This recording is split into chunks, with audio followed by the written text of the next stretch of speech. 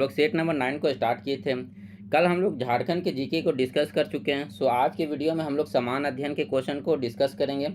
तो शुरू करते हैं अपने वीडियो को। आज का जो हमारा पहला सवाल है, निसार पृथ्वी अवलोकन हेतु संयुक्त अभियान में भारत के इसरो का सहयोगी संगठन कौन है? नासा, जाक्सा, ईएसए या उपयुक्त में से सभी? तो निसार में जो है पृथ्वी अवलोकन हेतु जो संयुक्त अभियान बनाया गया है, इसमें इसरो का जो सहयोगी संगठन है वो है नासा, यानी जो इसका करेक्ट आंसर हो जाएगा ऑप्शन ए हो जाएगा। ठीक है, निसार किसका किसका संयुक्त अभियान है? तो नासा और इसरो का।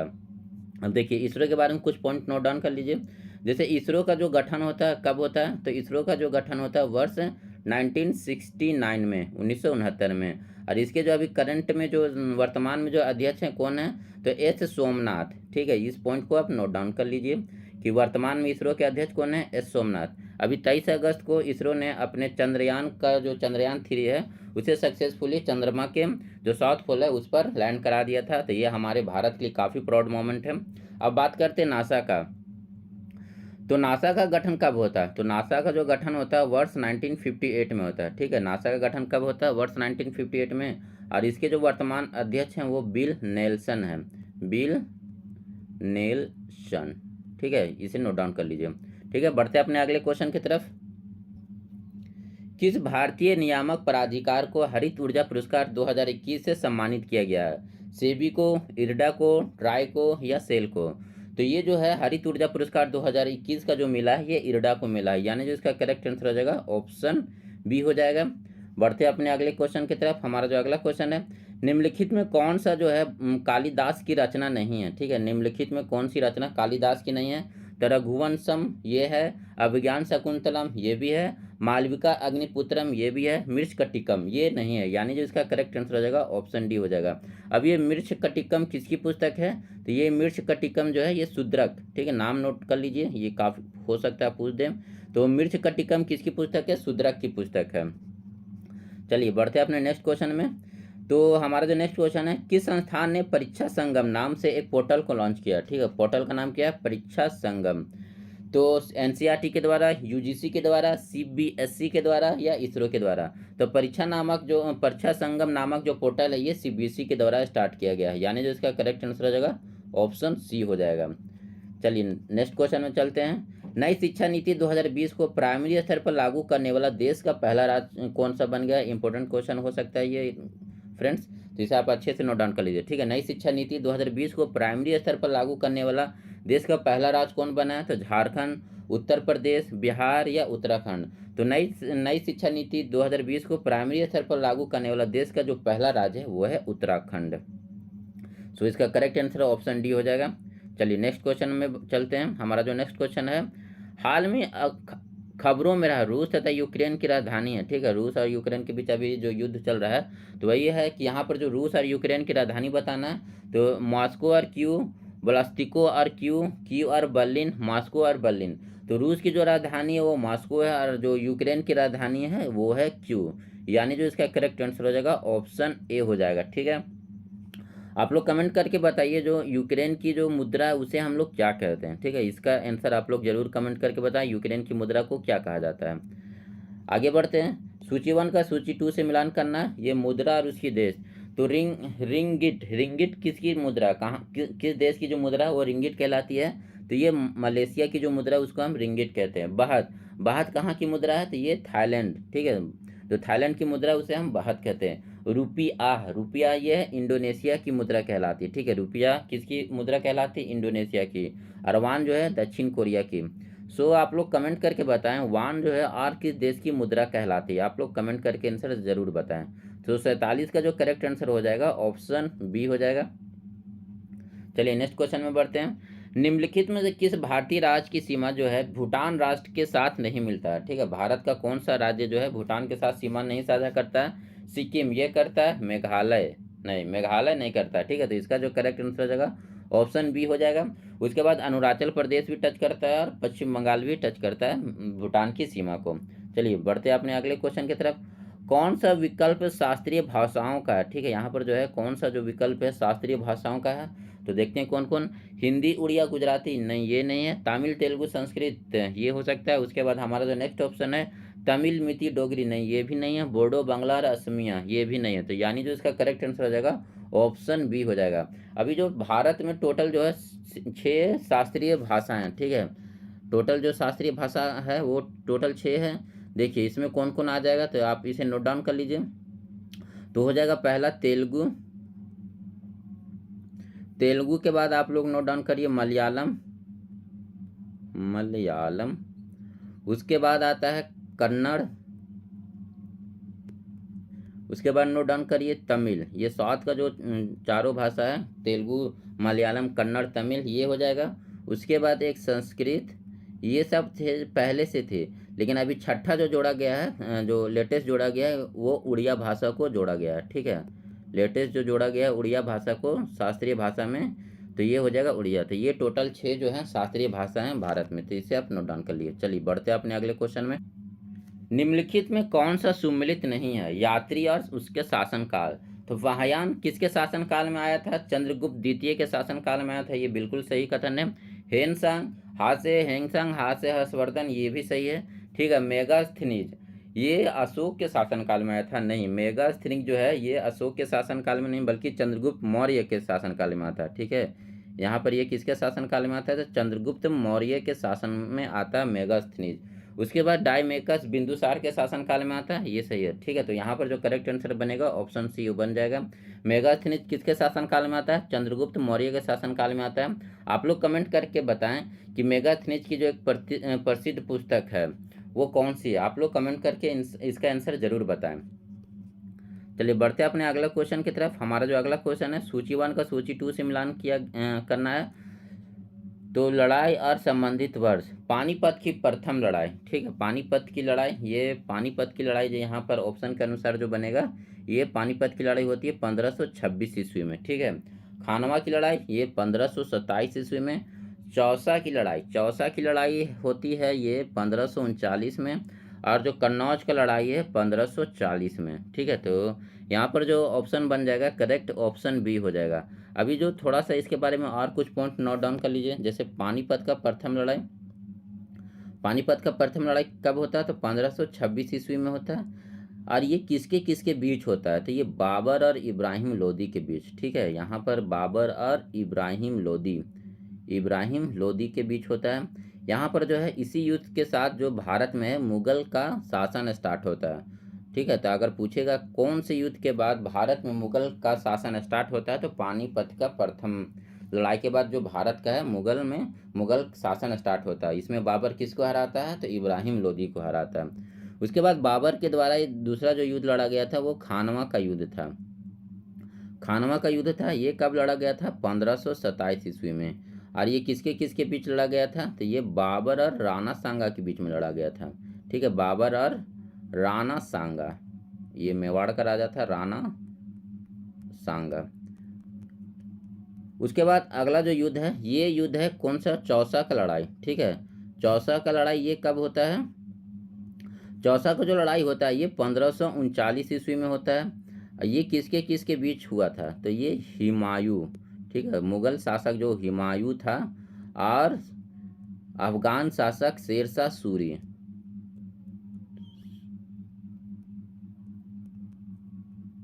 ठीक है। चौसा का लड़ाई किसके किसके बीच हुआ? तो 1539 में हुमायूं और शेरशाह सूरी के बीच में। उसके बाद एक युद्ध है कन्नौज की लड़ाई, ठीक है। कन्नौज का युद्ध है। कन्नौज का युद्ध कब होता है? ये 1540 ईस्वी में होता है। ये भी जो होता है हुमायूं और शेरशाह के बीच में होता है, ठीक है। हुमायूं और शेरशाह के बीच में होता है। देखिए अब इससे में एक क्वेश्चन बनता है कि किस युद्ध के बाद जो है मुगल का कुछ वर्षों तक भारत में शासन खत्म हो गया था? तो कन्नौज के युद्ध में, ठीक है।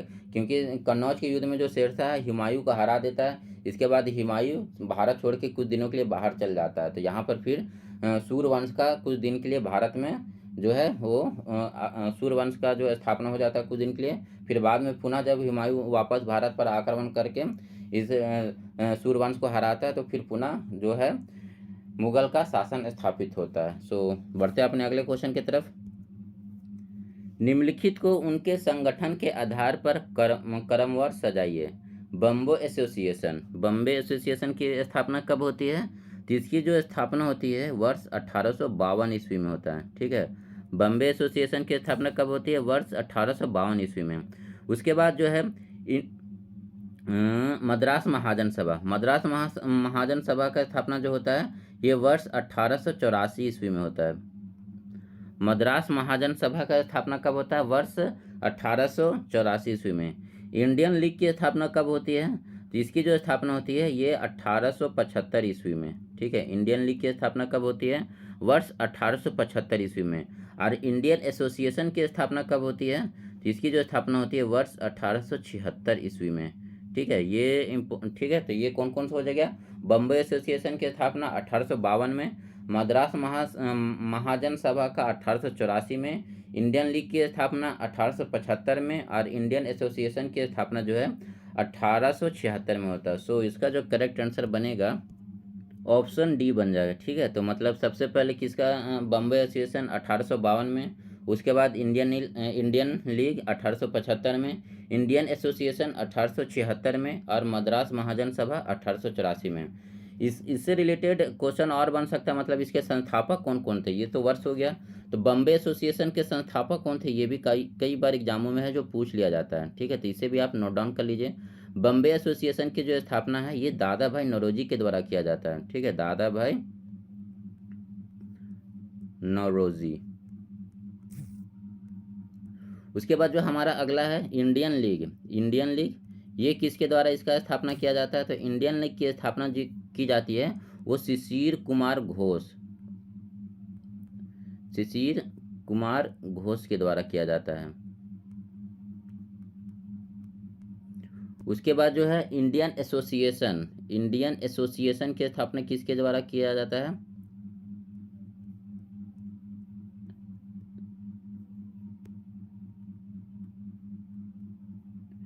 इंडियन एसोसिएशन की जो स्थापना की जाती है ये सुरेंद्र नाथ बनर्जी। ठीक है, किसके द्वारा? सुरेंद्र नाथ बनर्जी।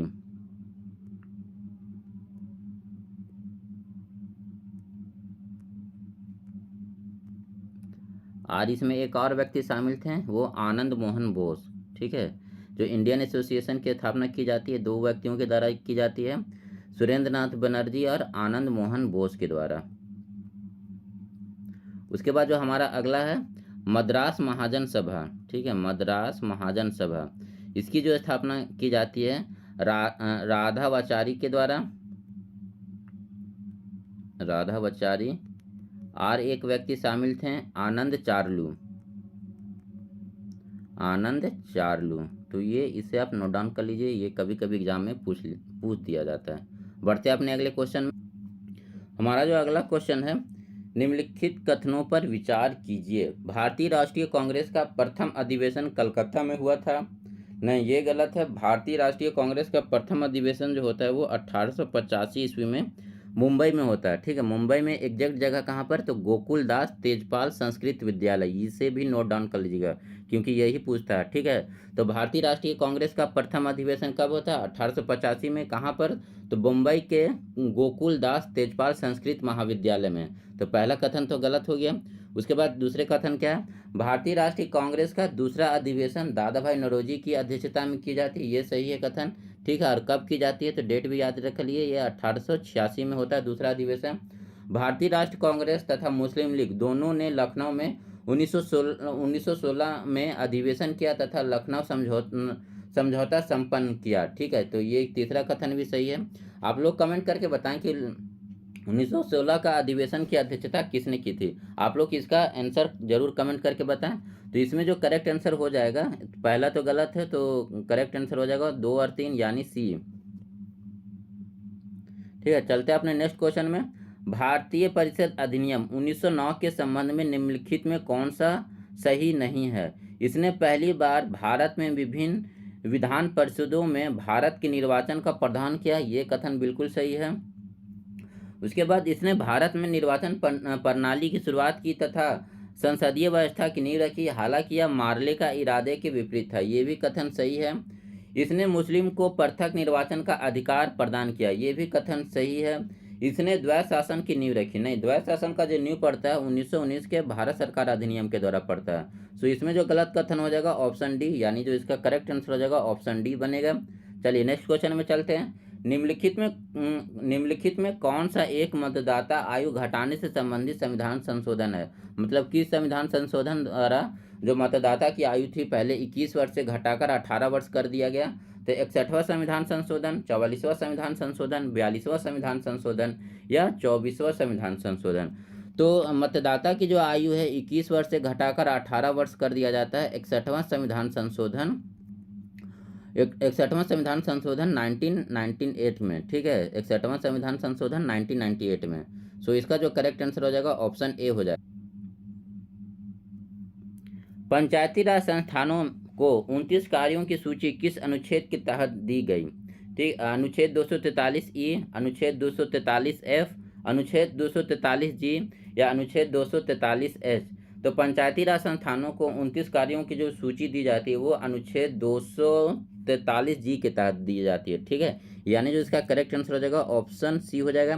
पंचायती राज व्यवस्था, 3 स्तरीय पंचायती राज व्यवस्था किसके द्वारा दिया जाता है? तो बलवंत राय मेहता समिति के द्वारा दिया जाता है, ठीक है, बलवंत राय मेहता समिति। और ये कब आता है? तो 1957 में आता है, ठीक है। पंचायती राज व्यवस्था किस अनुसूची में है? तो 11वीं अनुसूची में है। और ये किस संविधान संशोधन द्वारा जोड़ा गया? तो ये 73वां संविधान संशोधन 1992, ठीक है, 73वां संविधान संशोधन 1992 में जोड़ा गया, ठीक है। तो इसे आप नोट डाउन कर लीजिए, ठीक है। 3 स्तरीय पंचायती राज व्यवस्था कौन से समिति? तो बलवंत राय मेहता समिति 1957 में। पंचायती राज व्यवस्था किस अनुसूची में है? तो 11वीं अनुसूची में है। और ये किस संविधान संशोधन द्वारा जोड़ा गया? तो 73वां संविधान संशोधन 1992। बढ़ते अगले क्वेश्चन की तरफ। अशोक मेहता समिति ने निम्नलिखित की सिफारिश की पंचायती राज की त्रिस्तरीय सरकार ने, ये तो बलवंत राय मेहता समिति द्वारा किया जाता है। पंचायती राज की द्विस्तरीय सरकार, ये सही हो जाएगा, ठीक है। तो अशोक मेहता समिति कौन सा राज के लिए सिफारिश किए थे? तो पंचायती राज की द्विस्तरीय सरकार, यानी जो इसका करेक्ट आंसर हो जाएगा ऑप्शन बी हो जाएगा। उसके बाद अशोक मेहता समिति किस वर्ष गठित होती है? तो वर्ष 1977 में ये इसका गठन होता है। तो आप इसका डेट भी याद रखिए। चलिए देखते हैं अपने नेक्स्ट क्वेश्चन को। निम्नलिखित में कौन सा एक संवैधानिक प्राधिकरण है? ठीक है, इसमें से कौन सा एक संवैधानिक निकाय है? तो राज्य निर्वाचन आयोग, ये बिल्कुल सही है। उसके बाद राज्य वित्त आयोग, ये भी एक संवैधानिक प्राधिकरण है। जिला पंचायत, ये भी संवैधानिक प्राधिकरण है। राज्य निर्वाचन अधिकारी, ये नहीं है, ठीक है। तो इसका जो करेक्ट आंसर हो जाएगा ऑप्शन 1, 2 एंड 3। सो इसका करेक्ट आंसर ऑप्शन बी हो जाएगा। चलिए देखते हैं अपने नेक्स्ट क्वेश्चन को। नेक्स्ट क्वेश्चन हमारा क्या है? निम्नलिखित राज्यों को उनके निर्माण के अनुसार काल क्रमानुसार बनाए तथा अंत में दिए गए कूट का प्रयोग करते हुए सही उत्तर का चयन कीजिए। छत्तीसगढ़, अरुणाचल प्रदेश, झारखंड और सिक्किम। तो इसमें सबसे पहले जो गठन होता है वो सिक्किम का होता है। सिक्किम का गठन किस वर्ष होता है? तो 1975 ईस्वी में, ठीक है। सिक्किम का गठन कब हुआ? तो 1975 में। उसके बाद होता है अरुणाचल प्रदेश का। तो अरुणाचल प्रदेश का होता है जो गठन 1987 में, 1987 में, ठीक है। अरुणाचल प्रदेश का गठन कब हुआ? 1987 में। उसके बाद होता है छत्तीसगढ़ और झारखंड, दोनों 2000 में होता है, लेकिन छत्तीसगढ़ 1 नवंबर 2000 को होता है, ठीक है, 1 नवंबर 2000 को। और जो झारखंड का जो गठन होता है वो 15 नवंबर 2000 को होता है, ठीक है। तो यहाँ पर जो करेक्ट आंसर बन जाएगा 59 का, ये बी बन जाएगा, ठीक है। तो मतलब सबसे पहले सिक्किम का 1975 में, उसके बाद अरुणाचल प्रदेश का 1987 में, छत्तीसगढ़ और झारखंड दोनों 2000 में। लेकिन जो सबसे पहले छत्तीसगढ़ बनता है 1 नवंबर 2000 को, उसके बाद जो झारखंड है 15 नवंबर 2000 को। आप लोग कमेंट करके बताएं और किस राज्य का जो गठन है वर्ष 2000 में होता है, इसका आंसर आप लोग कमेंट करके जरूर बताएं। चलिए देखते हैं नेक्स्ट क्वेश्चन में। भारत में विदेशों में बहुतायत में निर्यात किए जाने वाली आम की कौन सी प्रजाति है? लंगड़ा आम, चौसा आम, गौरजित आम या अल्फांसो आम? तो भारत का जो अल्फांसो आम है ये अधिकतर जो है विदेशों में निर्यात कर दिया जाता है, यानी जो इसका करेक्ट आंसर हो जाएगा ऑप्शन डी हो जाएगा। ये अल्फांसो आम जो है किस राज्य का जीआई टैग दिया गया है? तो ये मुंबई को जीआई टैग दिया गया है अल्फांसो आम का। चलिए देखते हैं अपने नेक्स्ट क्वेश्चन में। निम्नलिखित सूचकांकों में कौन सा मानव विकास सूचकांक एसडीआई की गणना में शामिल नहीं किया जाता है? जीवन प्रत्याशिता, इसको शामिल किया जाता है। उसके बाद शिक्षा, इसको भी शामिल किया जाता है। प्रति व्यक्ति आय, इसे भी शामिल किया जाता है। सामाजिक असमानता, नहीं, इसे जो है एसडीआई में नहीं शामिल किया जाता है, यानी जो इसका करेक्ट आंसर हो जाएगा ऑप्शन डी हो जाएगा। ह्यूमन डेवलपमेंट इंडेक्स यानी मानव विकास सूचकांक का जो मानव विकास सूचकांक का जो अवधारणा है वो महबूब उल हक के द्वारा दिया जाता है। तो इसे भी आप नोट डाउन कर लीजिए, ठीक है। मानव विकास सूचकांक का जो पद्धति है ये किसके द्वारा विकसित किया गया था? तो महबूब उल हक, ठीक है। बढ़ते अपने नेक्स्ट क्वेश्चन में। आयुष्मान भारत योजना के संदर्भ में निम्नलिखित में कौन सा कथन सत्य है? यह योजना प्रति व्यक्ति 5 लाख रुपए का मुफ्त स्वास्थ्य बीमा प्रदान करेगा। नहीं, ये प्रति व्यक्ति नहीं बल्कि प्रति परिवार पर है। सो पहला ऑप्शन तो गलत हो जाएगा। इस योजना में होने वाले व्यय में केंद्र और राज्यों की भागीदारी 60 और 40 के अनुपात में, ये कथन सही है। जो यहाँ पर जो मतलब आंसर हो जाएगा ऑप्शन 2 केवल, तो केवल 2 हो जाएगा ऑप्शन बी में, ठीक है। बढ़ते अपने अगले क्वेश्चन में। यहाँ पर पंचवर्षीय योजना और उसका कौन सा मॉडल पर आधारित थी? तो प्रथम पंचवर्षीय योजना हेराल्ड डोमर मॉडल, ये सही है। द्वितीय पंचवर्षीय योजना पीसी महालनोबिस मॉडल, ये भी सही है। तीसरी पंचवर्षीय योजना अशोक रुद्र आलोन मॉडल, तीसरी पंचवर्षीय योजना ये जो है ये गलत है, ठीक है। तीसरी पंचवर्षीय योजना ये गॉडगिल मॉडल पर आधारित है, यानी जो इसका करेक्ट आंसर हो जाएगा ऑप्शन सी हो जाएगा। पांचवी पंचवर्षीय योजना डीपी धर मॉडल, ये सही है, ठीक है। अब इसका जो है आप लोग को डेट भी याद रखिए। जो प्रथम पंचवर्षीय योजना है ये कब से कब स्टार्ट होता है? तो प्रथम पंचवर्षीय योजना जो है मैं लिख देता हूँ इधर। प्रथम पंचवर्षीय योजना ये कब से कब चलता है? तो ये 1951 से, ठीक है, 1951 से लेकर 1956 के बीच में चलता है। और ये किस मॉडल पर आधारित था? तो ये हेराल्ड डोमर मॉडल पर आधारित था, हेराल्ड डोमर मॉडल पर। उसके बाद जो हमारा है नेक्स्ट द्वितीय पंचवर्षीय योजना, ठीक है। दूसरी पंचवर्षीय योजना ये कब से कब चलती है? तो ये 1956 से लेकर 1961 के बीच में चलती है।